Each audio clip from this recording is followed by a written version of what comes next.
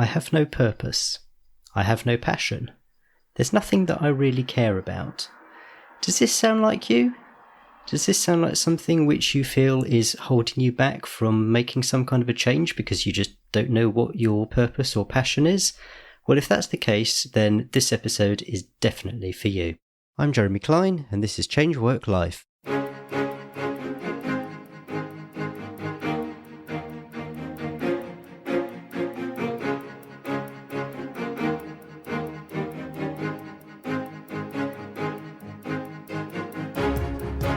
Hello and welcome to the Change Work Life podcast, where we're all about beating the Sunday evening blues and enjoying Mondays again. A comment that I see come up really quite regularly in discussions about career is something along the lines of, I have no passion, or I have no purpose. And this idea of purpose is one that I really wanted to dig into on this podcast. I'm delighted to welcome as my guest Jelena Radonjic. Jelena is an award-winning coach, she's a speaker, she's an author, and she's the founder of WhatWork, which is a career coaching consultancy. Jelena, welcome to the podcast. Hi, and thank you so much for inviting me. It's an absolute pleasure. Before we get into the meat of the topic, perhaps you could tell us a little bit more about what you do as a coach, so sort of who you coach, what you coach them on, and how you got into coaching in the first place. I like to call myself a career fulfillment coach because I deeply care about my clients and actually everyone else being fulfilled in what they do with the work they do. That's also the reason why I call my consultancy WhatWork, even though the word career obviously is very much widely used. But I like to go beyond that and really look at what it is that we do as humans, as people, that will help us self-actualize through our work. In terms of clients, I work with aspiring conscious, that's very important to me, professionals who are either in career transitions or looking for further career development. And I would say that I help them identify, reach and retain careers they love and thrive in. And how did you get into coaching? Right. My background initially is in international recruitment and education management, many years, well over 25 years. And I was at a juncture where I was looking at what next. At the same time, simultaneously with all of this work and developing myself as a professional, I also invested many years into personal development and spiritual work as well. So when I was pondering what it is that I could do to bring everything together, career coaching emerged as I deeply care about people. I like helping people. Recruitment and the idea of doing meaningful work has always been very close to me and very important to me. And that's how I, having left my last full-time job in 2012, I believe it was, I decided to ease into coaching and bring together various aspects of my interests and professional experience. Let's start at the beginning. What do you mean when you talk about purpose? And is purpose different from passion? I would say it is different. These days, there's a lot of talk about purpose. Well, not just these days, but in the last, say, a decade or two, perhaps, in the world of self-development. And I find that some of this talk can be off-putting or even intimidating. And people start to think or believe that they have to have this amazing purpose and have to do something huge to change the world or touch billions of lives. And whilst I really appreciate those who have that strong sense of purpose with these ambitious goals, I also like to look at other people who perhaps do not have this type of a sweeping, huge statement and purpose, and perhaps feel a little bit threatened or under pressure that they too have to have something so grand. What I do with my clients is I help them through a series of exercises using my tools and a variety of other resources to uncover really what matters to them. So this first bit about what matters to them is actually about values, because the sense of purpose is normally very much linked to values and what matters to us. And then I like to challenge them and ask them to see if they're actually living in accordance with what matters to them.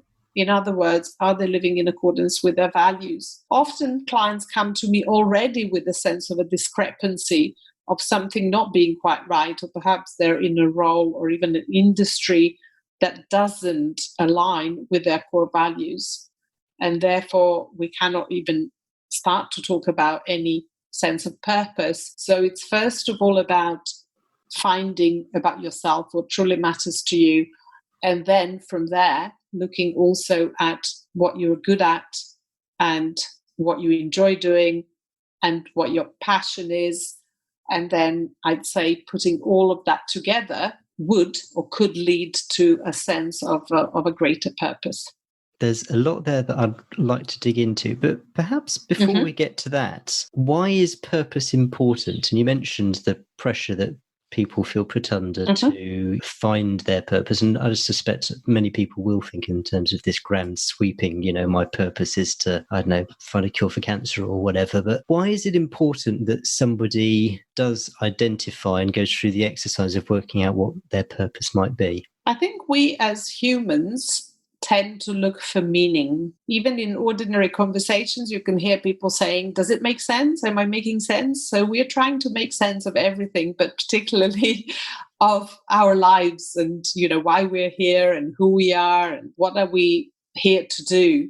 So these are some archetypal questions that whether we are aware of them or not, or whether we acknowledge them or not, we all like to address in some way or another. I think in the animal world, animals also work to a certain extent. We can look at ants or, birds building their nests, but none of these animals do work as self-actualization process. In other words, humans find purpose through their work. At least that's the concept I believe in. And that's why I see the importance of helping others find that meaning in what they do, which again is very closely linked to the sense of value, also their own value, their own worth, and the value they can add to others, to the society or immediate environment or the world at large. And so what are the symptoms, if you like, of someone working in a role which doesn't necessarily align with their values or purpose? And they might not know this yet. They might not have been through the exercise to work that out. But how can someone first get this kind of awareness that what they're doing doesn't match? There are many different ways or signals. And again, it would depend on the person. Generally, what I find with clients is that if they feel compelled to continue with a certain role or in the same field, but do not feel happy or fulfilled, things are not going in flow or with ease, everything starts to become an effort or a drudgery, stress accumulates, and then they can either be heading to a burnout or may have experienced that. I also get clients who have been through a trauma at work, unfortunately, either through toxic relationships or being made redundant, or there may have been other different scenarios. But even before coming to these sort of climatic points, there are many different telltale signs. And one thing that you said at the beginning of this episode is you mentioned Monday mornings or Sunday evenings, I think. Sunday evening blues, yeah. Sunday evening, there you go. That's one of the things which, I also look at. As a matter of fact, in my career fitness quiz, one of the questions is, do you look forward to Monday morning, going to work on a Monday morning? And then I offer them different answers. All of these can be taken as signs that actually measure our fulfillment or lack of with what we are doing at any given moment. I'm going to put this up there in the hope that you are immediately going to shoot it down. But one of the comments that I do see sometimes is, yeah, but that's just work, isn't it? I mean, work's not supposed to be fulfilling. I mean, you do it to get paid because that's what society expects you to do. It's, how you feed and shelter and clothe yourself and your loved ones and that kind of thing. So there's not really any point in trying to find this sort of higher meaning, or just looking for something which you're going to wake up on Monday morning thinking, yeah, I get to go to work. So how do you go and shoot that down for me? Gladly. I would just say, I would question it, but saying, could this just be a belief? Because we all have beliefs about everything. There's not always much evidence to say, well, this is actually really true. So you can choose a belief that, oh, well, this is just work. And actually, one of the answers that I offer in the multiple choice in my quiz is, yeah, this is just work, or I don't mind going to work on a Monday morning, and so forth. But there are also the answers like, I hate it, I dread it, even the thought of it frightens me. It really is about a choice. I tend to work with clients who already want to do something about a discrepancy or lack of fulfillment if they've discovered it. With those people who are happy kind of being resigned to that it is just work and you're not meant to find fulfillment, well, then so be it. I'm not there to sort of preach that we all have to do that. Having said that, there is a caveat. My coaching is really holistic and I look at the overall fulfillment of a person. And I've seen clients who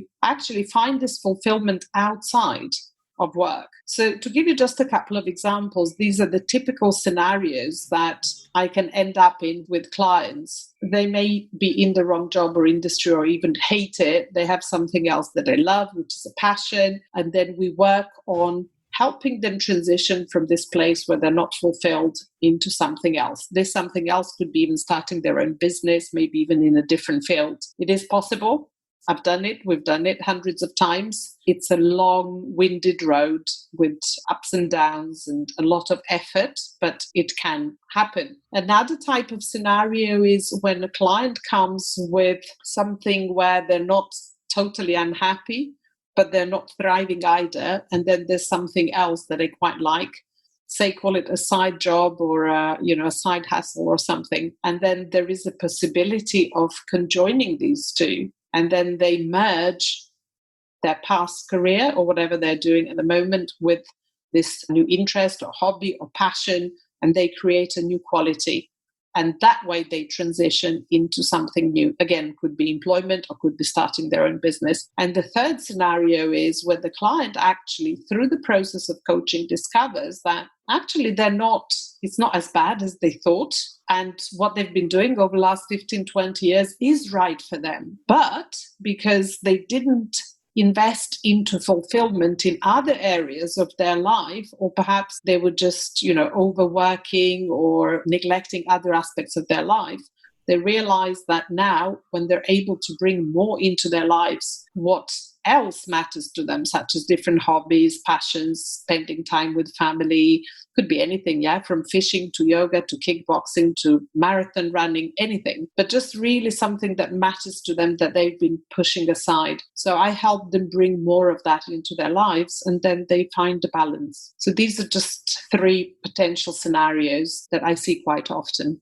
That's really fascinating, actually. I'm glad you went through those. Before we talk about the how, let's talk about what you end up with. When you go through the exercises that lead to you hopefully finding your purpose, what do you get at the end of the process? I mean, is it a list of things, values, or whatever it might be? Is it kind of like a one-word sentence, a one-line sentence, my purpose is fill in the blank? What are you aiming for? That's a great question, actually. I'd say through my coaching, very briefly, the first phase would be self-discovery. So we dig out the values, the motivators, what drives you, your skills, strengths, competencies, all of that. The middle bit would be around qualifying your options. Do you want to change? If yes, into what? And looking at different roles or scenarios of perhaps setting up your own business. And the third bit is the implementation, which is once we have unwrapped the gifts, as I say, in the initial discovery, then we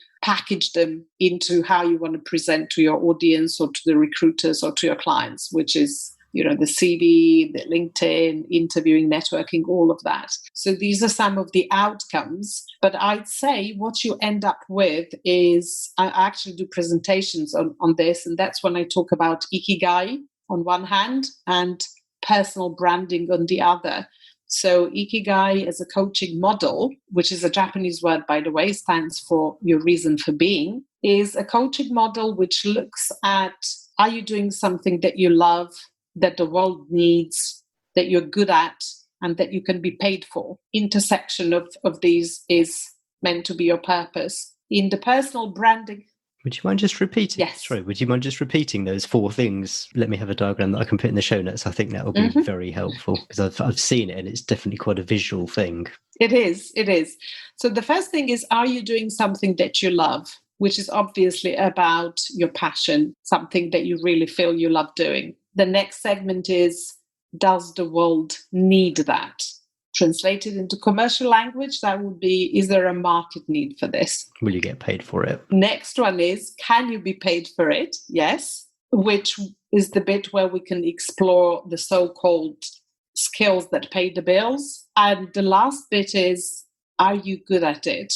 In other words, do you have qualifications, competency, certification, experience in that, and so on? And the intersection of all of these is, that I'd say, the cross-section between passion, mission, vocation, and profession is where your ikigai is. Again, this is just a model that we use to as sort of starting point, as an inspiration. We don't necessarily have to come up with every tiny bit to fit in every circle, but it's a very good starting point for discussion and discovery. And then I was just going back to your question at the other end, when I talk about personal branding, that's where I take this purpose, or you can call it a mission statement, even if you like, and I help my clients create an elevator pitch, which is a very much a commercial term, which speaks about what you do, who you are, and what you do in a very succinct way.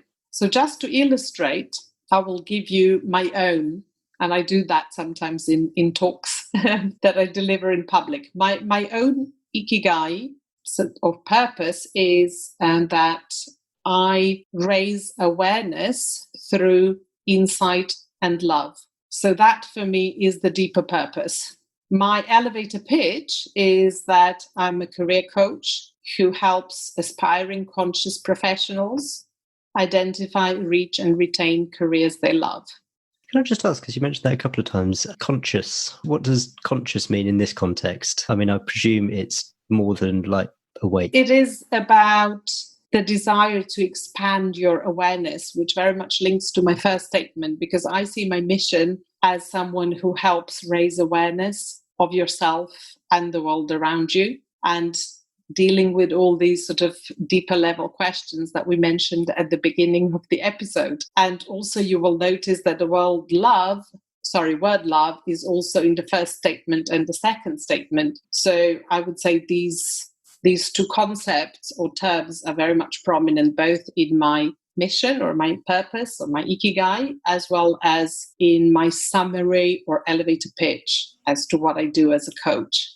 Right, now, before my audience starts shouting into their phone, get on with it, let's talk about, how do you find your values? How do you find your purpose? What exercises can you go through to start uncovering all this? Well, I like to call values non-negotiables, because these are the things, for want of a better word, that mean so much to us that sometimes we're ready to defend them even with our own life. So that's something that we don't negotiate or don't compromise on. The problem is that people over a period of time start compromising some of their core values at work, or sometimes even in personal relationships. And that's when things happen, such as, toxic relationships or burnout or big things or illnesses, because we're not in alignment. So one of the exercises that I like to give to my audience is to think about an event or an incident or even a person that really, really upset them. Totally upset them, and think about that time or event and you felt like super angry, upset, maybe frustrated. Maybe you felt like your blood was boiling. That's the extent to which you were angry or resentful, or just felt like, ah. When you are then able to describe and qualify that person or event using certain words, for example, maybe someone lied to you or betrayed you, or perhaps it's something to do with some injustice and so forth. You can develop the picture as you go along. and then look at the opposite end of these words or terms or concepts. And that's where you will find your core values. Why? Because when someone steps onto your core values, that's when you get really upset or angry or sad or furious or all of it at once. At the opposite end of lying or dishonesty, we have truth, transparency, honesty. If someone betrayed you, you obviously value loyalty and so forth. With terms, if we look at injustice, we will look at the other end for equality, justice, integrity, maybe authenticity. So these are just some of the core values we can uncover in this way. I love the way that you're kind of defining it from the negative. And I think that's so powerful because we remember the negative things. And, 20 years on, I can still remember getting angry at a former boss or something like that. Mm-hmm.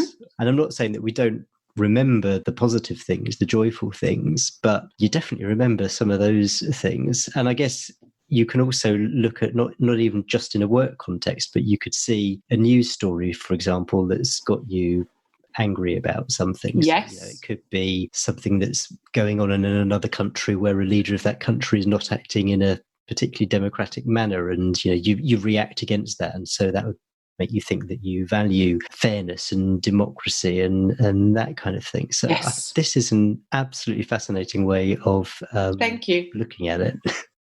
It's just one of the exercises. I mean, there are many different ones, and I love to look for these and for subliminal messages as well. But I use a variety of exercises like this with visualization that we would do in the session. But I also have my workbooks and things where I would ask clients to write different things and answer different questions. And from there, we will kind of extract the gold, so to speak. So how sort of long a list would you recommend that clients come up with if they go through this process of kind of identifying the opposites? In terms of identifying the opposites, I mean, it's as long as you want it to be. You can take it as a game and just brainstorm and go into different situations. I literally just finished a session with a client earlier today where we went through his work-related values or career values. Once you have quite a few of your core values or life values out there in the open, then you can also look at how that actually translates into career-related value. You asked about how a discrepancy can occur or what would be a signal. Maybe the person is a bit of an introvert or likes things to be slower and not as sort of stressful or pressurized, and yet they end up in an environment or a career where there's no work-life balance. There's hourly deadlines where, lots of things are happening that are not actually in accordance with the way they function, the way where their core values are. And then the discrepancy starts to occur and they start heading to a burnout or illness or unhappiness in general. And so when you've got your list of values, how do you kind of go through the exercise of comparing it to your career and working out which ones don't fit? The exercise with career values would be looking at your core values and extracting them, but it would also look at very simple things such as what you love and like or dislike and hate in your current work. This is just what I did with the client earlier today. And then we can analyze every role they had so far in that way. And then I look for patterns. Usually things repeat. If in every role they like, say, leading people or mentoring and coaching others, motivating others and so forth, obviously that's very important to them going forward and choosing the type of work or role or even environment that they will be working in. If they repeatedly are saying, I hate politics or there's no transparency, and in this company there was no transparency and in another one and so forth, again, based on that, we will figure out and research an environment that is going to be more amenable to who they are and how they prefer to operate. So can you go into a bit more detail on this sort of second exercise, the sort of what you like, what you don't like? Yeah, I suppose what you like, what you don't like, what you're good at kind of thing. I mean, is it as simple as that, just kind of 3 columns on a piece of paper, or is there something that can give it a bit more structure than just that, if it needs to? Sure. The career values bit is about looking at various experiences you've had so far in terms of your career and listing in the first column is what you loved about that role or that job. The second column is what you liked. And the third column would be what you disliked or hated. So you would actually distinguish between loved and liked? Oh, yes. Yeah, absolutely. That's interesting. Is that a distinction that comes easily to people, sort of which falls in which category? I'm wondering if some people end up with a list where they don't have anything in the loved column. That sounds a very bleak, very bleak picture. Usually people would have something that they loved in every workplace or most, unless it was a total disaster, in which case probably they really didn't stay there very long at all. But it could be that they loved their office or work environment, or they loved the boss, or they loved the colleagues, or a particular trait of the company culture, or the role itself, or parts of the role. So there's always something to love or like, but also dislike, of course. Yeah, no, I'm just thinking that I can certainly see how it'd be relatively easy, unless your job is really that bad, to put things into the like column. But love seems like it's just such a strong emotion that, I just kind of perceive that people would find it would be hard pressed to put things into these are the aspects which I loved about my job more than just liked about them. Sure. Well, I can give you one example. I tend to stay a long time in a role wherever I worked in the past. But there was one particular experience I left after 4 months. That company was a small company. And there was one thing that I really loved, which was the business model, which was around international recruitment and the way literally the business model was organized and the business and the type of clients I would be getting in touch with. That's really what I loved. Everything else was terrible, unfortunately. So I left. But that was, something that I still loved because it was great. And actually, you can learn from that. And perhaps these are the things you can look at and consider later on for when you're looking for an extra role or even starting your own business. Are there any other exercises which you think are worth mentioning it now, before I come on to my next question, which is kind of like the practical application, what you do once you've got these lists? I mean, aside from, so we've had the opposites, working out what upsets you and then working out as a result what you enjoyed. This 3-column bit of paper with the love, liked, and sorry, was it disliked or was it hated went in the 3rd column? You can split it into 4 and have dislike and then hate if you like, or you can bundle them together. Okay. Are there any other exercises which you kind of recommend people also add in just to sort of complete the picture? Well, there are lots of different things that I do with clients in the session. It would be a little bit difficult to kind of reproduce them without actually doing them, but they would be like short guided journeys, almost like very short guided meditations with visualizations. Actually, I can give you an example of one which is called the peak moment. I'm pretty sure a lot of coaches use that, which is asking the client to visualize a time in their life when they were happy and felt full of excitement and power, and they absolutely didn't care about whoever else was thinking whatever of them. They were just wow. And then start thinking about that time or moment and who were they with and what were they doing, and also the impact that they had on others. And clients come up with all kinds of stories from personal life, from adventures, from work, and this is very, very interesting. And that's when I look at common traits and sort of what is surfacing. Why has the person chosen that particular moment in time as their peak moment? They don't know. I don't tell them this is your peak moment.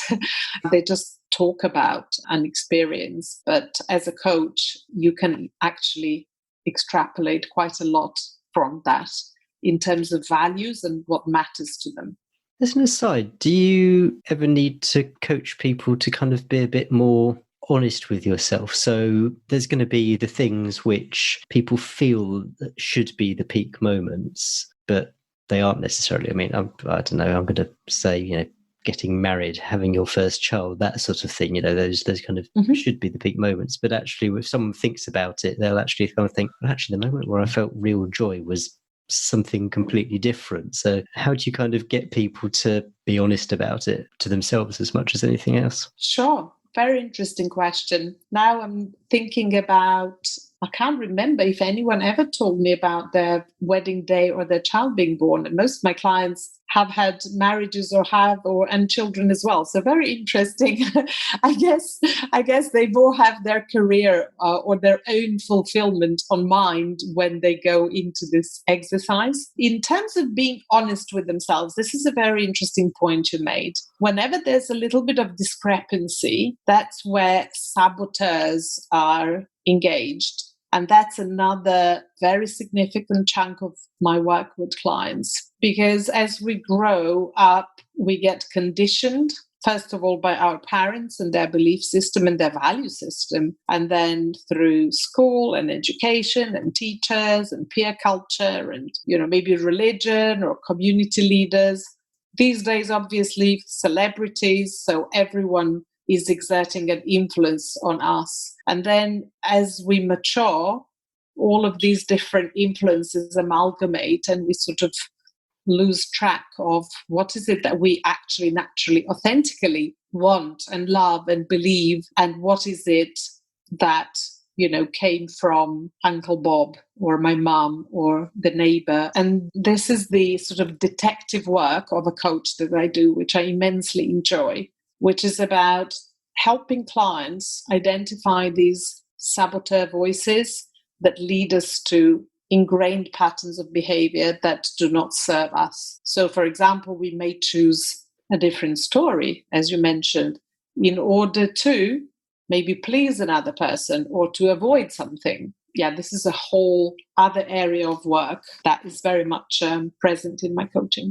I'd like to just flick back to Ikigai for a second and the four different things. And two that you mentioned, what the world needs or what there is a need for and what people will pay you for. Those strike me as much more sort of external questions. The other things you can kind of, go through lots of exercises and work out yourself what is your, what you enjoy and what you're good at and that sort of stuff. How do you work out the other things? Well, we look at what client has been doing so far, and this particular model can help us determine whether, if they're considering a change or a career transition, whether whatever they're, say, passionate about, they love it, and maybe they're great at it, they're really good at it, whether they can be paid for it and whether the world needs it. Because if the answer is no, then it's more likely to remain a hobby or a passion or something they can pursue outside of their work. In terms of what the world needs, this is a huge question. I guess if I was working with a startup CEO who's come up with this amazing idea, then this, question becomes something completely different. And then it would boil down to, testing the product, the viable product, the methodology, and so on. But just talking within the parameters of what we know, rather than say innovation, I guess it's fairly easy to ascertain, whether the world needs, in terms of both the existing structures, industries and roles, but also what is coming as a result of all the industries being disrupted by technology. And going back to purpose and the various exercises, you've been through this and you end up with a long list of fairly abstract terms, values, all that sort of stuff. And you might sort of think, okay, so these are my values, bang, bang, bang, bang, bang. But then how do you go from there to working out what that translates to in terms of what your job might be or business if you go down that route? Or, how do you work out, okay, so this is what would work for me, this particular role or position or whatever?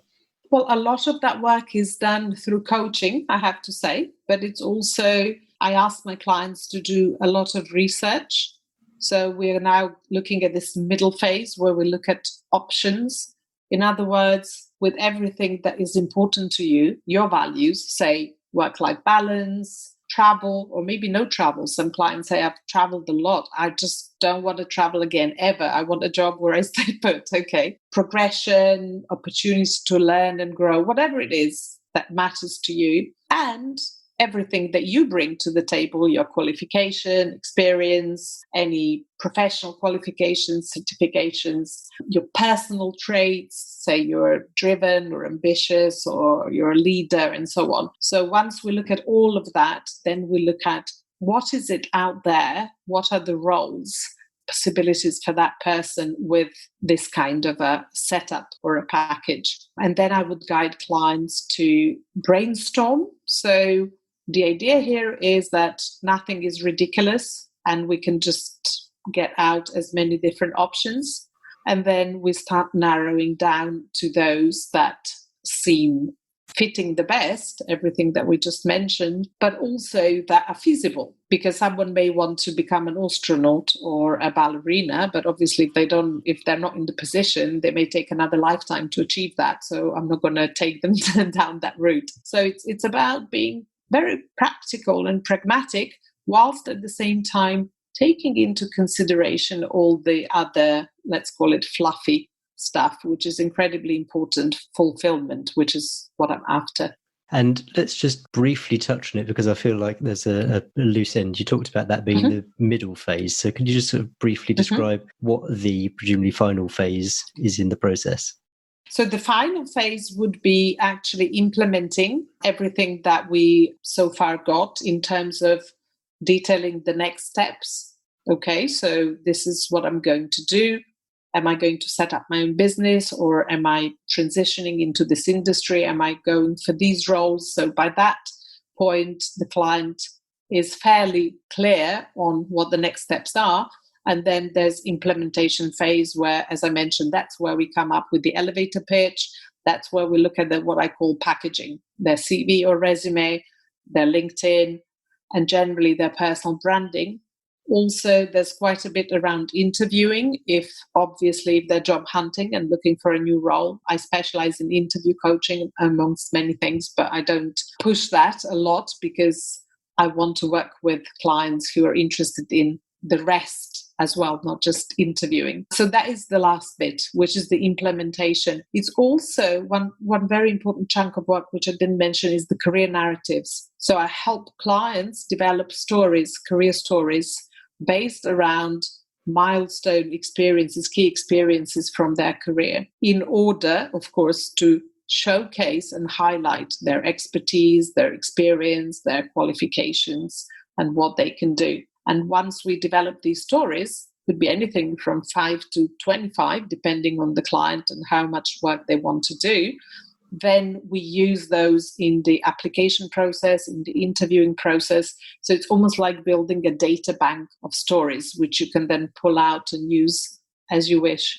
Fantastic. I think there's probably another whole podcast episode there to talk through all that. Jelena, thank you. I keep on coming back to that exercise about sort of thinking what you're angry about, just because I've never heard it before. That is really good. So thank you for that. In terms of resources that you routinely recommend to clients or that have helped you, books, things like that, does anything come to mind that you can recommend to people?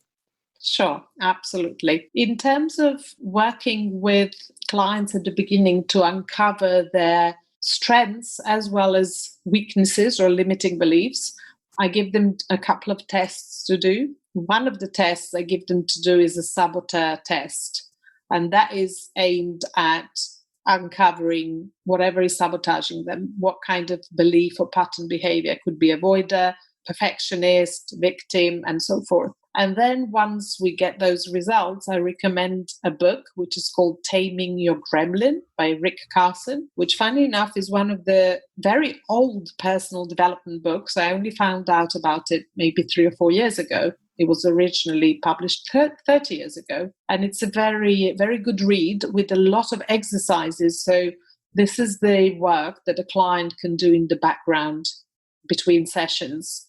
And then we comment on that in the session and discuss it because they feed it back to me, which is all aimed at recognizing your saboteurs or gremlins and catching them before they actually sabotage you.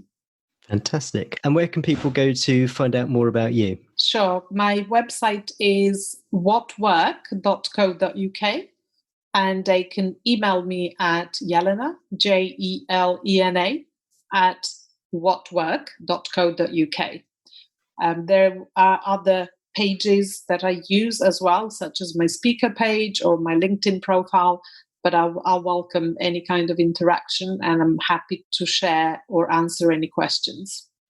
Brilliant. I will put links to all those in the show notes. Jelena, thank you so much. Thank you so much, Jeremy, for having me. Wow, what great stuff. As you could tell from the interview, I was really blown away by the idea of working out what your values are by looking at the negatives, what makes you angry. So if something makes you angry, then what does that tell you about what your values are? Thinking about it in those terms was just something I hadn't come across before, and I thought that was really incredibly powerful. It was clear from what Jelena was saying that you don't need this kind of higher purpose. You don't have to have this purpose of ending world hunger or whatever it might be. I mean, yeah, great if you do, but it's not necessary. You don't need something on that scale. What Jelena was saying was that you need to identify what your values are and then apply those to your search for something which will fulfill you. That was the term that she used. I got a heck of a lot out of that interview with Jelena, and I really hope that you did too. I've put in the show notes a link to this concept of ikigai so you can see it visually in front of you, because it definitely does help when you can actually see the diagram that Jelena was talking about. And of course there'll be the links to where you can get hold of Jelena and the resources that she's mentioned. They're all on the show notes page for this episode, which is at changeworklife.com/49. There are clearly a great many exercises which you can do in order to find your purpose and to help you navigate your perfect career path. As well as the ones that Jelena mentioned in this episode, you'll find on my website, changeworklife.com, a couple of exercises which you might use to get started. If you go to the menu item Find Career Happiness, there's a link there which will take you to the exercises. Just fill in a form and you'll get an email with the exercises straight away. So use those as a starting point. See if that gets you further forward. Next week's a bit of a change of gears where we talk about the importance of sleep, how we can ensure that we have a decent night's sleep, the impact it can have on you if you don't. It's going to be really interesting because it's something that just affects everything that we do. So come back next week and I can't wait to see you then. Cheers. Bye.